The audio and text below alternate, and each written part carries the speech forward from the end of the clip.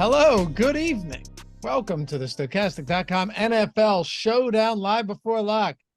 Neil and I get the shit end of things today, only 45 minutes, but that's okay. We're going to make it 100% worth your while. I hope you got Broncos-Bills and a slate where DraftKings said, you know what? Thursday night football was too easy to build lineups, even though, nobody did anything. But it was too easy to build lineups. Now we're going to make it kind of tough. Now, I will say, it's still very doable to build lineups that you like. But Neil, have you noticed? I'm sure you have. They priced guys up considerably today, where you've got Kincaid at 84. Obviously, Diggs and Allen way up there. It's funny because then there's just this pile of Denver players that are all, relatively high usage Denver players in that 7K range. So kind of a fun slate. Yeah, you can't play everybody you want on this one. You got to make some sacrifices throughout your lineups. We do have some really cheap options though too, so you can play like 3 or 4 pretty expensive players in it. It's definitely, as you say, an interesting slate though, because we have, as you said, we've got Cook at 10,000 priced way up, Josh Allen at 12,600, Stephon Diggs at 12,000. I haven't even tried building a lineup with all just those 3 in it. That'd be tough. Well, you also, the whole like Adam Troutman and Lil Jordan Humphrey. Yeah. It's ugly down there, but it exists. At least it exists, right? There are, what's odd to me is that this is now a slate where you price everyone up. And I think a lot of them are reasonably priced, but then Troutman, who played 82% of snaps last week, is minimum salary. I know he's not getting targeted all the time. Yeah, no, it's a misprice. He has 7 red zone targets on the season. It's not like he hasn't been involved. It's just week over week, you get, you hope for a couple targets. I don't know, man. That you're right. That's definitely a misprice. Yeah, just one of the easier. It's funny because it's like he's very clearly mispriced. And also, if you told me he goose eggs today, like I wouldn't be shocked. It's like he should be more expensive than he is. There's also no guarantee he does anything. Yep. Braden says, take a breath, guys. Relax. Lots of time left. Dude, do you know me yet? Come on. I can't I don't even know what is he making a joke? I don't understand that. I think he's just saying like, we're all right. We're good to go. Okay. Yeah. You want to talk about, I had to record. So I had to do one of our, like the stochastic commercials that we throw out there. Our Stanley said, I have a bald spot. Brother, does that look like I got bald spot? Come on. No, Luffy's got great hair. Come on. Bald spots there. Come on now. I got other Lucky with the good hair over there. I got plenty of other issues. God said you can have the hair and I'll just screw you up in 1,000 other ways, So, but I had to record a stochastic commercial. 15 seconds, Neil. It felt impossible. A 15-second commercial? Yeah. I've never recorded a commercial, so I have no idea how difficult it is. I'll tell you what, man. It sounds easy. You're like, oh, I'll get in and out. It is way harder than I could have. Like, I've done them before. I've done the 15 spots, the 30s and all that. When I was on Sirius, you'd have to keep your spots real short. It sucks though, because you're trying to jam all this stuff in and you can't do it. Anyway. Yeah. I would imagine it's also like, you need to be perfect. If it's 15 seconds long, like I make plenty of 7-minute long videos, but like, I don't really need to be perfect for 7 minutes. Like that's just, you can't do it. But for 15 seconds, like you need to nail it. You ready to talk some football? Yeah. Let's talk it. Let's talk some football. Let's do it. So we've got the Bills at home against the Broncos, 47.5 point total. I bet the under on that. I just know this game's going to soar over because do you know 77% of primetime games have hit the under this year? 23 of 30 primetime games have gone under. It's felt like it, especially this week. Yeah, seriously. But I don't know. It feels like the Broncos defense is doing a little better, better communication. We'll see. We're about to find out. 47.5 seemed high to me. I'm a sucker. I'll take the under there. 62% of all games have gone under this year, not just primetime. But you know what? Let me ask you, because Matt and I did this morning, so I don't mind letting you steer the ship to kick this off. Where do you want to start? Let's start with quarterbacks because we can do them quick and easy. So as usual, obviously Josh Allen is among the best plays on the slate. He's just a stud quarterback. He leads the entire NFL in fantasy points so far this year and hasn't even played the game yet this week. Josh Allen is obviously going to be in a majority of our lineups. We have him in the optimal lineup. about 75% of the time in the stochastic sims. He's going to be in about 75% of my lineups. We have him optimal in the captain, 13% of the time, optimal in the util, 62% of the time. He hasn't been running quite as much this year, and he sort of told us like this offseason. He said he didn't think it was sustainable to be running as much as he has been the past couple of years. He's been around 45 yards per game the past 2 years, and then he said that he didn't think that was sustainable. He's down to about 26 rushing yards per game this year, but because the Bills are 5-4, I kind of think he's going to start running just because they need to be winning games. So I'm still treating him like a running quarterback, even though he hasn't really been there all the way this year. I think you can play him naked. I still want to have, in most lineups that I have Josh Allen, actually for me, for all of my lineups, because I'm only playing 34 today, I'm requiring at least one pass catcher. If I were MME and playing 150 lineups, I wouldn't require it. I would still have, pass catcher in most, but not all. But if I'm in the captain spot, I usually want at least one pass catcher, preferably two still with Josh Allen, I think. Russell Wilson has actually rushed for 25 yards per game this year. Looks good. We have him optimal in about 50, just over 50% of lineups. Optimal in the captain 7% of the time, the util 44% of the time. I'm probably going to have close to the field with Russell Wilson. Also, I'll have more of mine allotted to the captain spot, even though that's not what our tools would tell you to do. We have him slightly over-owned in the captain spot, slightly under-owned in the util, just the way my lineups have shook out. So I like Russell Wilson. I am going to want a pass catcher with him in every single lineup he's in, preferably multiple in the captain spot. Yeah, and it's funny because the Cortland Sutton thing to me is wild. All 6 of his touchdowns are end zone targets this year. All 6 of them. He has 13 targets in the red zone, 8 end zone targets, specifically 6 touchdowns. So when they do get down there, there's no doubt, because it's not like they're frequently visiting the red zone, but when they do, they're looking straight. Russell Wilson's looking straight towards Cortland Sutton. And then you've got a guy in Javonte Williams who just had 27 carries the last time this team played. So they actually do. I don't want to say it's, a concentrated volume like you'd see for some, like, Jacobs and Devontae Adams, or even Breece Hall and Garrett Wilson for that matter. Granted, what the hell is his name? Ty Conklin had a lot of work late in that game too. Sure. But there's a few spots I really want to dig into here. Hopefully we can help you guys out with this. The first spot actually is Dalton Kincaid, because when I first looked at his price point, and yes, I am going to talk a little bit quicker on this show because we only have such a short amount of time to be graced with your guys' presence. By the way, hit that thumbs up. How could I forget? That's right. We're almost at 200 already, though, wow. Neil. 11. Yeah, we didn't even ask. The people are good around here. We got a good audience. We do. We appreciate you very much so. Take a single second, atone for your sins from the sin bin, a group of sinners, as Jordan likes to call them. He says that frequently. He does say that frequently, but we love the sinners here, and subscribe to the channel. But appreciate you guys for supporting us. At first I was looking at Kincaid and I was like, yeah, that's expensive. But then you consider, since Dawson Knox went down, there's just no other tight end getting on the field even. I mean, no one, 90% of snaps last week, 84% the week before that. He's running routes over the last 2 weeks on a team high 20, or he's getting targeted on 23% of routes run over the last 2 weeks. So it's not like he's just out there dicking around. This guy is getting targeted a ton.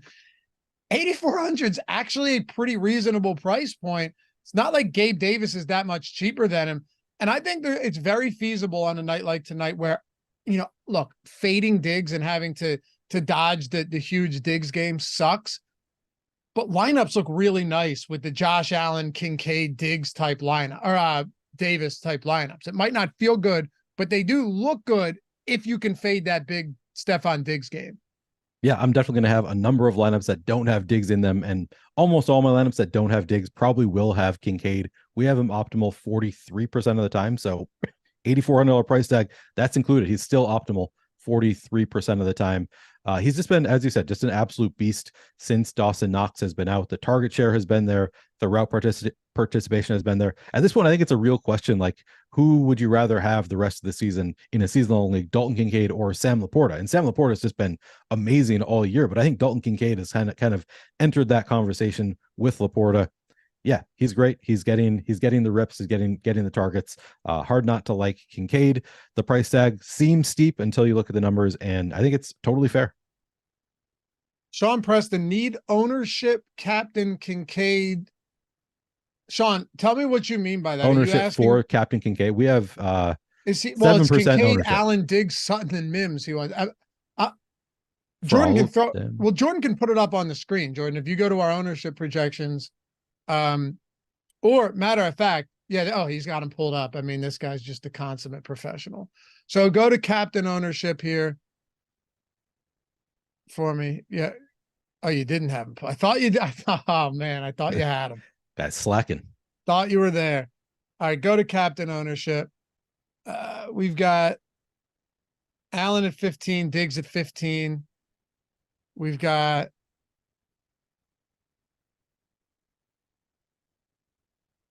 wait, are you on what tool are you on? Are you on ownership? Go to the top plays and top single game plays tool. That's the one we see everything. Leverage score. I don't mind sharing this with the people here. What a generous guy. We cut off, 15 minutes of the show. We're just going to show you the tools though. Yeah, why not? Exactly. Captain Ownership. All right, so go to Captain Ownership, Diggs and Allen. Yeah, that was right. I just want to show you this whole thing. Who did he ask for too? Kincaid, 9%. Sutton, 5%.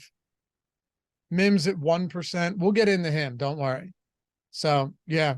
Sort by leverage scores for a second, Jordan. Let's just take a look at leverage. Neil, I know you already did you compiled that great tweet thread that you do every day. So you've looked at all of this. I have. But yeah. Leverage scores.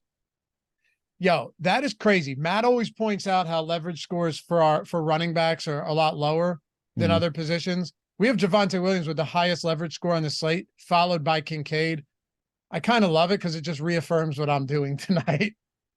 Yeah, I mean, Javonte Williams, as you said, had what, like 27 carries in the last game or something, over 20 carries. I think it was 27. I think it was actually 27 against the Chiefs. Just an insane workload, which, I mean, it's really promising. Coming off the injury he had coming into the year, it was kind of what we expected. Like, if you drafted Javonte Williams in best ball and season long, you weren't drafting him for the first part of the season. Like, all of the reports coming out were like, yeah, he's healthier than expected, earlier than expected. But you still knew, like, it was going to take time for him to ramp up and really get healthy. And we saw that. And now he's had an extra bye week in there as well. So already getting the work in week 8. Now he has a bye week. Have to imagine he's probably still going to be a workhorse back. It's tough because they do have two other, I think, talented backs in Samaje Perine and Jaleel McLaughlin. But he seems to have earned that kind of workhorse role in that last game. And they beat the Chiefs in that game when he got 27 carries. So have to imagine it's going to continue, and he's priced way lower than James Cook. So yeah, I like it too. We had another super chat. Thanks, Nicholas. With Allen at captain. So with Allen at captain, we'll assume tournament here, obviously. James Cook and Perine, or Broncos D and Kincaid. Probably the latter for me. I think I'd go latter too.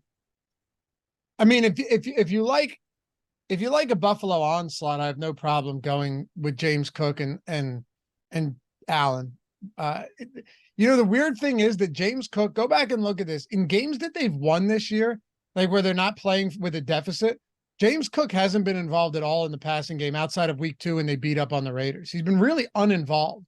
He's averaging like 3 targets per game, just in general, not very. But I'm saying, if you go back and look at the 5 games that they've won, he's averaging like 1.3 receptions per game or something. Yeah. Interesting. Something very, now who knows? It could just be variance. It's a small sample, but I'm with you. I think I'd go Broncos D Kincaid.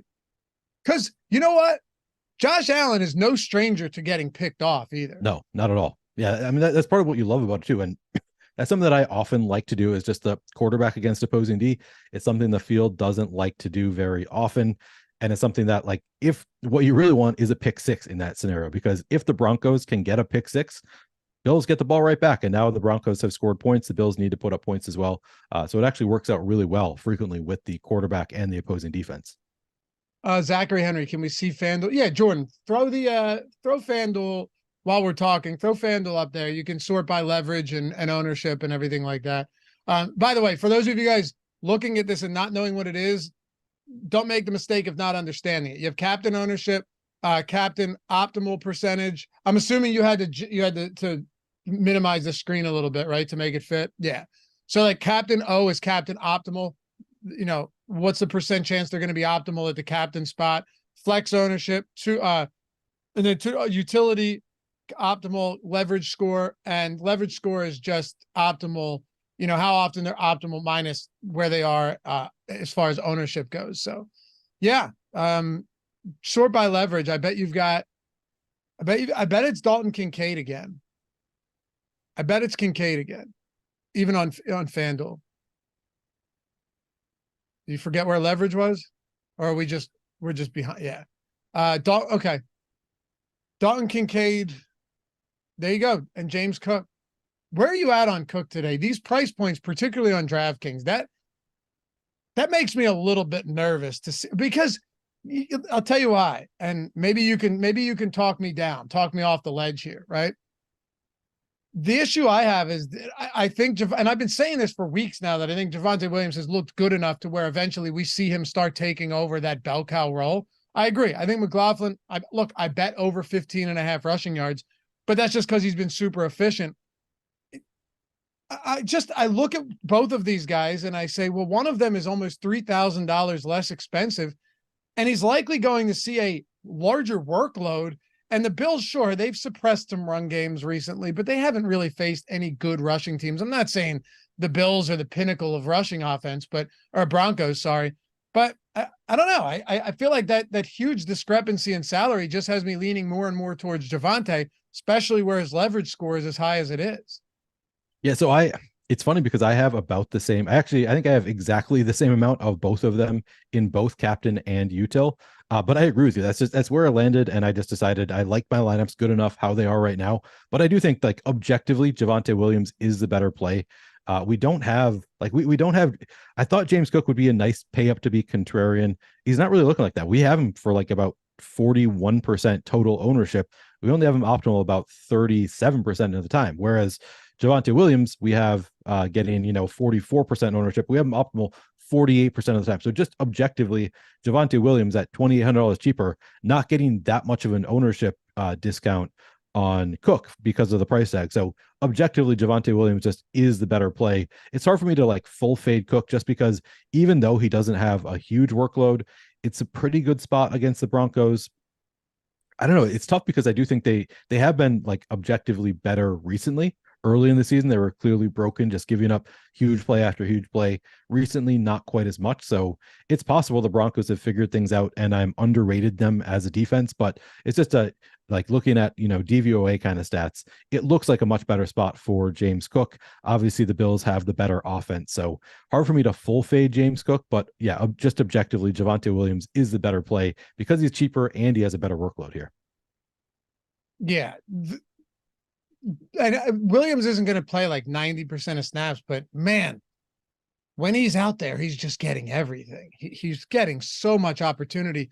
And then we talk about some of these backups. So, and like I said, yeah, 27 carries and 30 total looks, 30 touches for Javonte Williams last game is nuts. I want to say something because people in chat keep bringing up Leonard Fournette, and I just want to say he's on the practice squad, so he would actually need to be called up to be active. The fact that he's not on the inactives list doesn't mean that he is active. He would have needed to be called up by like 3:30 Central today, and he wasn't called up, so Fournette is not active tonight. Okay, Einsteinium, what's up, brother? Member for 11 months, using that wonderful free super chat here. Get to that in a second. Before we do though, guys. I know a lot of you are already on OwnersBox. Shit, Jordan, we did the Hall of Fame read. What do we have, like 5 OwnersBox screenshots? Yeah, it feels good seeing our guys really get the hang of that, take advantage of the overlay. The stiff arm tonight for Showdown is 62% filled. We have 20 minutes until lock. It's 62% filled. We've had people taking down these contests a lot lately. I think we have 4 or 5 out of the 15 wins that we had were on OwnersBox. Granted, someone just won the Millie using the Sims tool yesterday. So and 100K awesome. And 100K, by the way, and a 20 max. The $3 20 max. Yeah, different person. Yeah, different person. But yes, we had someone take down the 3, which is a huge contest. 100K up top, took that down with the Sims tool. We had somebody take down the Millie, shout out to Short Gamer TV, with the Sims tool. And of course, credit those guys as well. They're making smart decisions. But the tools, Sims tool, they shouted it out themselves, helped them. We have the Sims tool and the contest generator and ownership projections and all of this for OwnersBox. You're getting the $500 first match deposit bonus when you sign up. But the overlay is the biggest thing. Like, I'm not going to lie to you. That's the biggest thing here is you're getting in on contests that have been overlaying considerably. The main slate, 20K up top. Drew D took it down. One of our guys super chatted us last week. 20K took it down 2 weeks ago. It's a great place to play. Super flex as well. So you never have to play a defense. If you're not there, link in the description and in the chat. All of our tools have OwnersBox built into them as well. Not going to find that anywhere else, at least not a working product. So check it out. And if you have an ad blocker on, turn it off for a second. The link will work. It's in the description and in the chat. One more thing. It might ask for a promo code for the first match. You don't need it. If you use the link, just bypass the promo code. You'll get in there. So if you're not there, OwnersBox, baby, join the club in the Hall of Fame. Get over there and start winning some money, man, because there's been a lot of dead money out there for sure. No doubt. Whether it's bad lineups or just straight overlay, it's there. Anyway, let's talk about the backup running backs. Then we'll get into some of these wide receivers as well that we haven't talked about. Only 45 minutes. We'll do what we can. Latavius Murray, Jaleel McLaughlin, and Samaje Perine. How do you rank these guys, and what does your exposure look like to them today? We'll try and keep all of this quick just so we can get through all of these cheap guys too. Yeah, I'd rank them Latavius Murray, then Samaje Perine, then Jaleel McLaughlin. As I said in my thread, Murray's played 39% of snaps over the past 2 games, doesn't have a lot of carries in them, but he's playing enough that I would expect that he's going to get some carries. It's kind of, it fluctuates how much carries a running back will get, but he's at least out on the field a good amount, and he's only 1,800, and he's got the better matchup with the Broncos. I'd say that's the tiebreaker for me. I mean, first of all, it's largely just a 2-headed backfield for the Bills, whereas the Broncos is 3-headed. So there's more contingent value and more standalone value for Latavius Murray. But I do like Perine. He is basically just a pass catching back at this point. Over the past 2 games, played 22.5% of snaps, and he's had just 3 carries, but on his 27 snaps played over the past 2 games, he's run 20 routes and he's gotten 6 targets. So I like Perine at 1,400 because he is getting some targets, running some routes out there. And then Jaleel McLaughlin has actually seen his role decreasing over the past couple games. He had been up to playing 45-50% of snaps. It was becoming a 2-headed backfield with him and Javonte Williams. And then he's seen it decline over the past 2 games, just a 14.2% snap share. He has 9 carries and 4 targets over that span. So when he is on the field, he's usually getting the ball, but he's still just not getting the ball all that much. I still like McLaughlin just because he is the lowest owned of the group, but the difference in ownership is just 12.5% each for Latavius Murray and Perine, and then 8.5% for Jaleel McLaughlin. It's not quite enough for him to reach the same tier as those guys. I still like him at 8.5% ownership just because he has big splash play potential. He's a really speedy running back, but I'd have to rank Jaleel McLaughlin 3rd of the 3 of them. Our friend El Negro Loco, News Got, does some fantastic work around here at Stochastic. Using my milestone with the free super chat, 31 months. Damn, we got to get a 3-year badge. We got to find a way. Shout out to me and only me. Well, shout out to El Negro Loco. My filler arc for captain, would you go Sutton or Javonte Williams without Wilson in the lineup as well? I'd go Javonte Williams if I don't have Wilson, but I like both of them. I have no issues with either of them, but at the similar price, I'll take that volume on Javonte Williams. Yep. Same. I thought we had another one, but we don't. If you guys have any questions, feel free to throw them in the chat. And Sean Preston, best captain with your Sims in one lineup. We're going to run the Sims for you guys because we only have so much time. So Jordan, I assume you already ran it, right? All right. And if you want to try it yourself, link to this in the description and chat for our Sims tools. Whatever package, there's no add-ons necessary. Everything you need to build lineups is right there. And like I said, you got $1 million winner, 100K winner, 10K winner yesterday. It's the best day. The Sims tool is brand new this year. It's the best week we've had. And Matt and I said we look like huge assholes because we negatively boosted those Dallas triple stacks and Dallas. Oh no. Yeah, we look like dumbasses. But yeah, look, you live and you learn. At least proof of concept came through. Right. True. You know, on my end and on the winner's end. So that's right. Yeah, we both Self-deprecating humor was the only way for Matt and me to get through that show today. That's brutal. Yeah, it is what it is, man. It is what it is. It's been a fine season so far, but what can you do? Anyway, I want to talk about the cheap receivers because, like, do we really need to spend much time on Diggs and on Kincaid? I don't even think we need to spend much time on Troutman unless you want to talk about how you're approaching it based on his ownership. But yeah, Gabe Davis. I personally like Sutton over Judy. That's a personal preference here, just because I think the touchdown equity is higher. So your thoughts on that? Just that 1v1 there with Sutton and Judy. Then let's get into these cellar dwellers, these bottom feeders here on tonight's game. Yeah, I think that spot, like Sutton and Judy, they're just so close. I honestly, I can't really give you a great reason for playing one over the other. Sutton has been the guy getting the looks in the end zone this year, so he's 200 more expensive. I don't know that is going to be sticky going forward, but at least so far, Sutton has been the guy that Russ looks to in the end zone. So I guess slight tiebreak to Sutton, but man, those two are very close to me. Really hard for me to really distinguish between the two of them.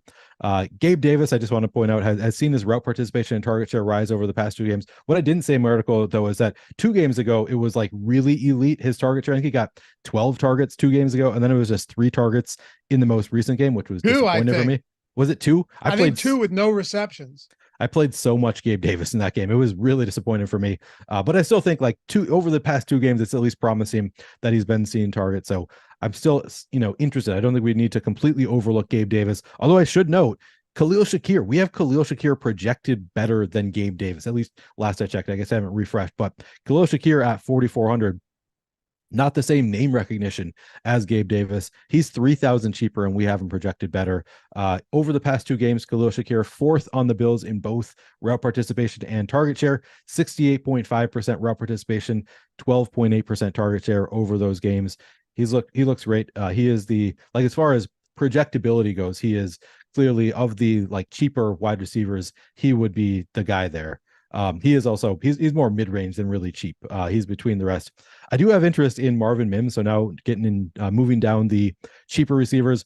Marvin Mims is he saw, I want to say 39% of snaps he played. Yeah, season high, 39% of the snaps in week 8. Sean Payton came out afterward and he keeps on repeating that he wants to get Marvin Mims out there more, wants to get him more involved in the offense. He's been saying it for weeks though. So I don't know to what extent we should be trusting it, but the fact that he was out there for 39% of snaps in the last game, now they've had the bye week. You often see rookies get post bye week bumps. Of course, I said the same thing for Quentin Johnston. Did not happen at all for that game, but you can still kind of hope for the post bye week rookie bump, plus the coach talking him up. I do have a lot of interest in Marvin Mims at what we're expecting to be pretty low ownership. What do we have? We have Mims at 1% captain ownership, 12% util ownership. I actually like him quite a bit at those levels. Just kind of, maybe I'm wish casting a little bit, but I'm thinking that he might get to see a little bit more of the field than we're used to. So I would put him next in line after Khalil Shakir in terms of my interest level. And then it's Trent Sherfield, Lil Jordan Humphrey are next up for me. It's kind of hard to distinguish which of those guys you want. Both getting pretty low ownership. In the most recent game, we saw Trent Sherfield, the past 2 games, run routes on 23.6% of dropbacks, and that's right in line with the season average. The downside to Trent Sherfield is he also has just 11 targets. So he's running routes on, about 23% of dropbacks on the year, has seen just 11 targets over that span. But at 800, I think that he's a fine dart throw in a large field tournament. And then Lil Jordan Humphrey, I'd put him in kind of the same bucket. He ran routes on 30% of dropbacks in week 8. Brandon Johnson is on IR. So we've seen Lil Jordan Humphrey get a little bit of a bump. So it'd be those 2 next up for me. And then I might take, you could take a shot on Deontay Hardy. I am playing 33 lineups tonight. I don't have Deontay Hardy in any of them. He is somebody that if I got up to 150 lineups, he'd get into my lineups more and more. I'd probably be close to the field at 5%, maybe even a little bit above the field there. If you had to rank your favorite 3 close to minimum salary options, favorite 3 dirt cheap plays, who would they be? So Mims doesn't count? No, yeah, sure. You can what is he, 18 or 1,200 or something? No, he's 3,800. No, I'm not talking about that then. I'm talking, I forgot his price point, but no, I'm talking, let's say sub 2K. Sub 2K for me, it'd probably be the running backs first. It'd probably be Latavius Murray, followed by Samaje Perine, followed by Troutman would have to be probably sub 2K. Those would be my favorites. And then after those two, it would be probably Humphrey and then Sherfield. Latavius Murray could certainly snipe a touchdown here. Yeah, he's just out there enough that, in a matchup with the Broncos, it's not going to revenge game. Didn't he come?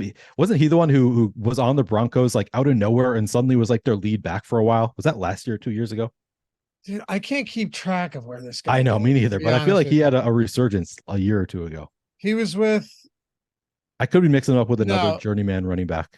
It wasn't him. It was. You're thinking of Melvin Gordon? Oh, was it Melvin Gordon? Well, Melvin Gordon was with him for a while. Yeah, I mean, Melvin Gordon was there, but that's probably not who you're thinking of. Okay. Yeah, no, I don't think it's Melvin Gordon. Might have been. Anyway, Murray was with the Jets, Raiders, Redskins. That's not right. I was reading his fucking game logs. No, he was on Denver in 2022. Yeah, I was reading his game logs. They were the Redskins at the time. It was well, that's why I said Redskins. That's why I said it. He was with it's like none of this is right. It's like he was never with Washington. He was never with but he was with a lot. Oakland, Minnesota, New Orleans, Baltimore, Denver, New Orleans again, and now Buffalo. So 7 different teams. No, in 2022, he played. I know. I said Denver. You were right. Oh, you did. Okay, my bad. Yeah. Okay, gotcha. Yeah, it was with Denver and New Orleans last year. Like, what am I reading? All right. Hey, you want to take a look at the Sims here? I think this will probably be more helpful to people watching than anything else right now. Yeah, let's do it. All right. So Jordan, pull it up. What did we run? Did we run 10,000 lineups in the contest generator and then 30% payout? All right. That's fine. That's fine. All right. Let's see what we've got here. First thing I want to do, go to lineups. What do we have? All right. So by the way, the sim on the left side, Jordan has to condense his screen down, but that's simulated ROI. After you use the contest generator and you kind of mirror the field, this is a advanced lineup sorting process. It's giving you the lineups that have the highest simmed ROI, giving you it's simulating them thousands and thousands and thousands of times, right? Like in the contest. So Josh Allen, Broncos, Dalton Kincaid, James Cook, Javonte Williams, Samaje Perine. That's the highest simmed ROI lineup for a large field tournament, Neil. Then Allen, Troutman, Broncos, Kincaid, Judy, Diggs. By the way, I made some lineups and it wasn't that tough to get Josh Allen in there with Diggs. It's just you have to sacrifice and you're likely going to have a lot of Adam Troutman. Right. Do you have what I'm curious about? Do you have a lot of Josh Allen with Diggs and James Cook? That's where it gets tough. No, I don't. And I'm perfectly fine with that. Me too. To be honest with you. Yeah. I'm fine with it. I have a ton. Just looking at exposures right now, a lot of Diggs, Allen with Javonte Williams. Yep. Easier, much easier because he's 2,800 cheaper. Yeah, it's huge. Go to exposures for a second and go to position, Jordan, and filter CPT. What are our captain exposures? Oh, Kincaid's number 1. Big leverage there. Big leverage there. Projected around 9% captain ownership. Josh Allen, number 2. Diggs, number 3. Williams, 4. All right, I'm a Russell Wilson and James Cook. So essentially, Neil, look at that cliff drop after you go from Allen, Diggs, Williams, and Kincaid. Yeah. Allen, Diggs, Williams, Kincaid, and then it drops Kincaid? down to 8% Cook. Oh, gotcha. Yeah. Go to and then that's a big drop. Filter by flex.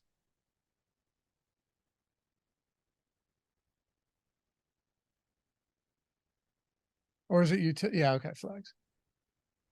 Cook, Judy, Diggs, Wilson. Scroll down a little bit for me. I'm trying to see, Neil, is there anybody that we're getting not exclusively in flex, but mostly in flex and not as much at captain?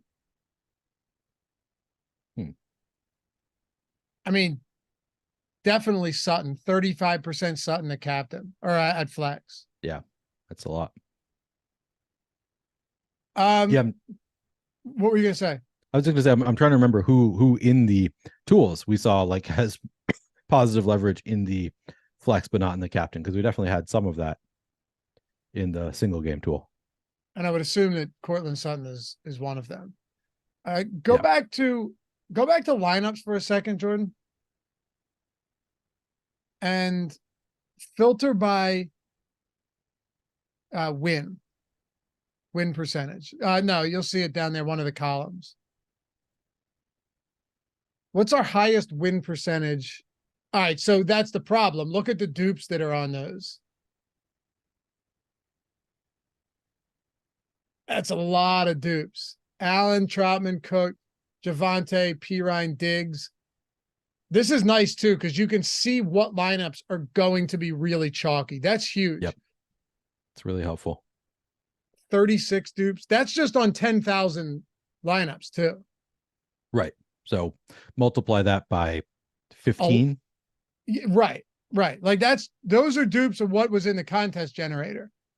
They're still positively simmed ROI lineup. They're still positively simmed lineups though. It looks like the best one.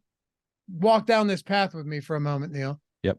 The best one from just like ROI and dupes with the highest win percentage or win probability. Look at that one, 4th down, 141 simmed ROI, 9 dupes. It's Javonte, Kincaid, Cook, Judy, Allen, and Pirine. Yeah, it's a really strong lineup. Yeah, I was just marveling at the one above it with all of the dupes. I'm like, yeah, it does look like a great lineup. Just playing all the best plays in it, and this one pretty close to it. Hey, what are your thoughts on how you play lineups that you know are going to be like? Are you avoiding that, or are you playing what you think are the best lineups with the highest chance of winning? So honestly, because I do all of these shows before lock, I don't try to use the simulator for my lineup. So I still use my old way of just using Fantasy Cruncher. So I'm always trying to avoid dupes. I'm just using my same old methods that I've always been using. If I were not on a show, I would probably try to do it through the simulator, because it's obviously a better way of knowing.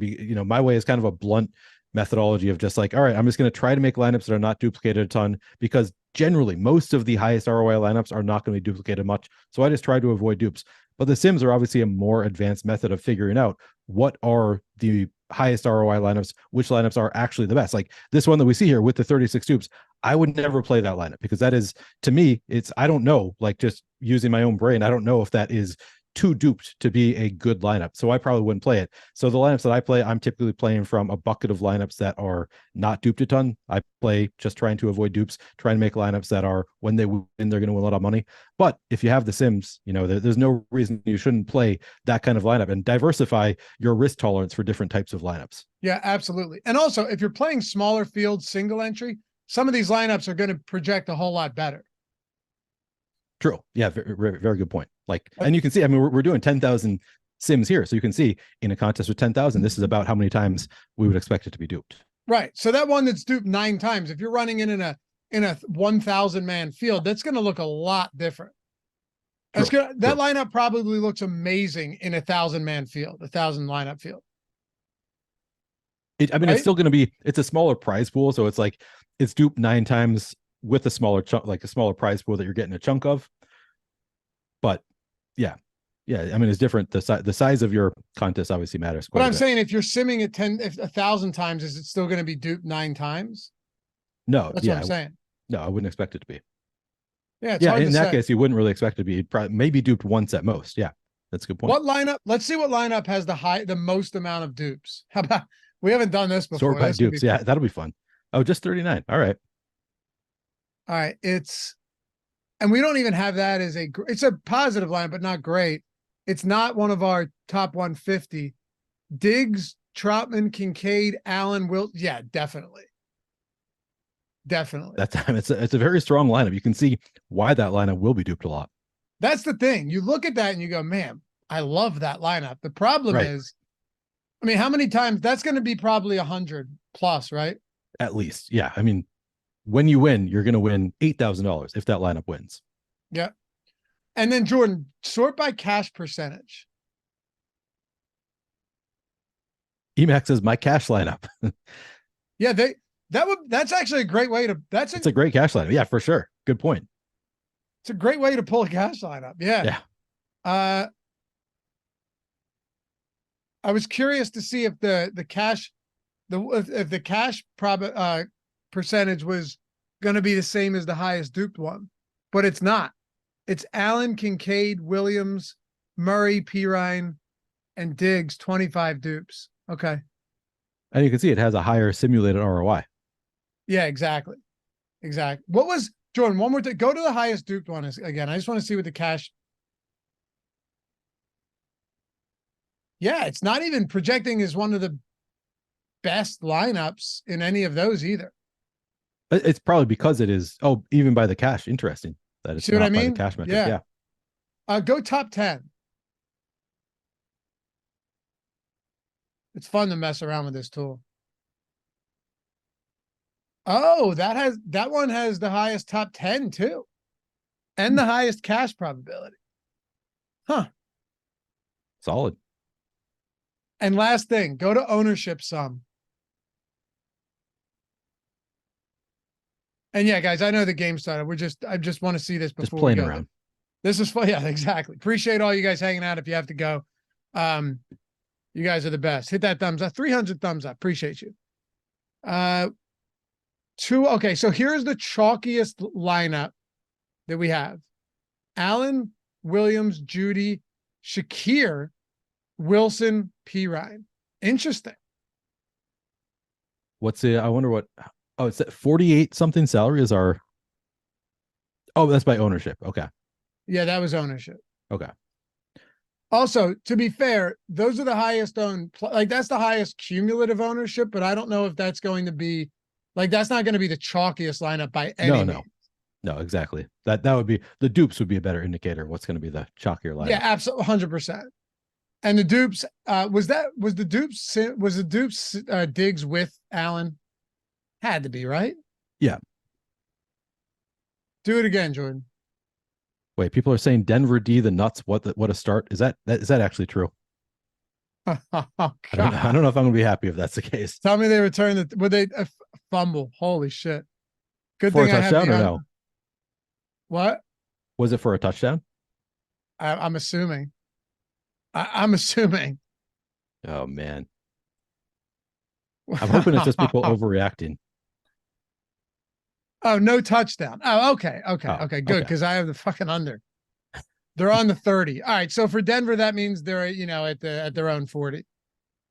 Oh man, you guys have because like I'm game heavy over on the already under on this game too. I was like, oh good, a fucking defensive touchdown 4 seconds into the game. Yeah, that's what I thought people were saying. No, I think it's just chat massively overreacting. I mean, like you see that every game. Yeah.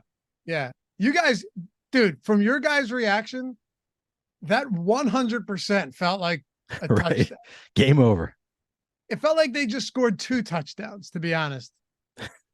Damn. All right. You want to go watch some football? Yeah, let's go watch some football. All right.